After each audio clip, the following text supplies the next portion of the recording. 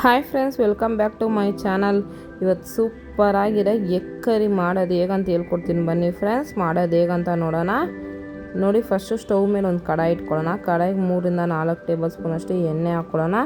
ಎಣ್ಣೆ ಒಂದು ಸ್ವಲ್ಪ ಚೆನ್ನಾಗಿ ಬಿಸಿ ಆದಮೇಲೆ ಒಂದು 4 ಲವಂಗ, ಒಂದು 2 ಚಕ್ಕೆ, ಒಂದು ಅರ್ಧ ಟೇಬಲ್ ಸ್ಪೂನ್ ಅಷ್ಟು ಸೋಂಪು ಹಾಕೋಣ.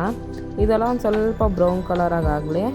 ಅದಾದಮೇಲೆ 2 ಈರುಳ್ಳಿ ಸಣ್ಣ ಕಟ್ ಮಾಡಿ ಇಟ್ಕೊಂಡಿರೋದು ಹಾಕ್ಕೊಳ್ಳೋಣ. ಒಂದು 4 ಹಸಿಮೆಣಸಿನ್ಕಾಯಿ, ಒಂದು ಸ್ವಲ್ಪ ಕರ್ಬೇವಿನ ಸೊಪ್ಪು, ಇದಿಷ್ಟು ಹಾಕ್ಬಿಟ್ಟು ಒಂದು ಸೌಟ್ ಎತ್ಕೊಂಡು ಚೆನ್ನಾಗಿ ಮಿಕ್ಸ್ ಮಾಡೋಣ. ಚೆನ್ನಾಗಿ ಬ್ರೌನ್ ಕಲರಾಗಿ ಫ್ರೈ ಆಗಲಿ. ಚಪಾತಿ, ರೋಟಿ, ಪೂರಿಗೆಲ್ಲ ತುಂಬ ಸೂಪರಾಗಿರುತ್ತೆ ಈ ಎಗ್ ಕರಿ.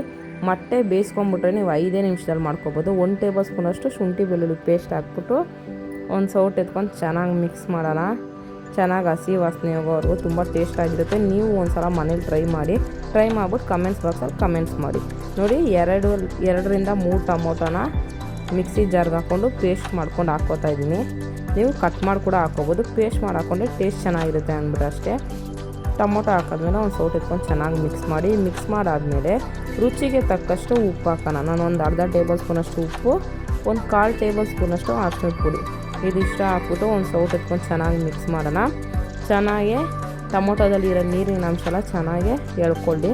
ನೋಡಿ, ಇವಾಗ ಚೆನ್ನಾಗಿ ಎಳ್ಕೊಂಡಿದೆ. ಇವಾಗ ನಾವು 1 ಟೇಬಲ್ ಸ್ಪೂನಷ್ಟು ಚಿಲ್ಲಿ ಪೌಡ್ರ್, ಅಚ್ಕಾರದ ಪುಡಿ, 1 ಟೇಬಲ್ ಸ್ಪೂನಷ್ಟು ಧನಿಯಾ ಪೌಡ್ರ್ ಹಾಕೋಣ.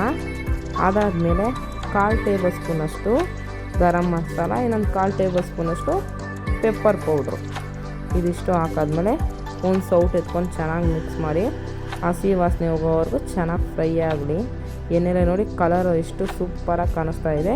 ನೋಡಿ, ಚೆನ್ನಾಗಿ ಫ್ರೈ ಆಗಿದೆ. ಇವಾಗ ನಾವು ಇದಕ್ಕೆ ಫ್ರೆಶ್ ಕ್ರೀಮ್ ಹಾಕ್ಕೊಳ್ಳೋಣ. 1 ಟೇಬಲ್ ಸ್ಪೂನಷ್ಟು ಫ್ರೆಶ್ ಕ್ರೀಮ್ ಹಾಕ್ಕೊಳ್ಳೋಣ. ನಿಮಗೆ ಫ್ರೆಶಲ್ಲಿ ಮತ್ತು ಮೋರ್ಗಳಲ್ಲಿ, ಡಿಮಾರ್ಟಲ್ಲಿ ಎಲ್ಲ ಕಡೆಯೂ ಸಿಗುತ್ತೆ. ಫ್ರೆಶ್ ಕ್ರೀಮ್ ಹಾಕಾದ್ಮೇಲೆ ಒಂದು ಸೌಟ್ ಇಟ್ಕೊಂಡು ಚೆನ್ನಾಗಿ ಮಿಕ್ಸ್ ಮಾಡಿ ಚೆನ್ನಾಗೆ ಫ್ರೈ ಆಗಲಿ. ಇವಾಗ ನಾವು ನೋಡಿ ಈ ಥರ ರೌಂಡಾಗಿ 4 ಮೊಟ್ಟೆನ ನಾನು ಬೇಯಿಸಿ ಕಟ್ ಮಾಡಿ ಇಟ್ಕೊಂಡಿದ್ದೀನಿ.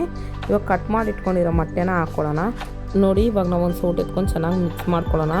ಮಿಕ್ಸ್ ಮಾಡಿಬಿಟ್ಟು ಸ್ಟವ್ ಆಫ್ ಮಾಡಿಬಿಡೋಣ. ನೋಡಿ ಫ್ರೆಂಡ್ಸ್, ಸೂಪರಾಗಿರೋ ಎಗ್ ಕರಿ ರೆಡಿಯಾಗಿದೆ. ಈ ವಿಡಿಯೋ ಏನಾದರೂ ನಿಮ್ಗೆ ಇಷ್ಟ ಆದರೆ ಲೈಕ್ ಮಾಡಿ, ಶೇರ್ ಮಾಡಿ, ಕಮೆಂಟ್ಸ್ ಮಾಡಿ.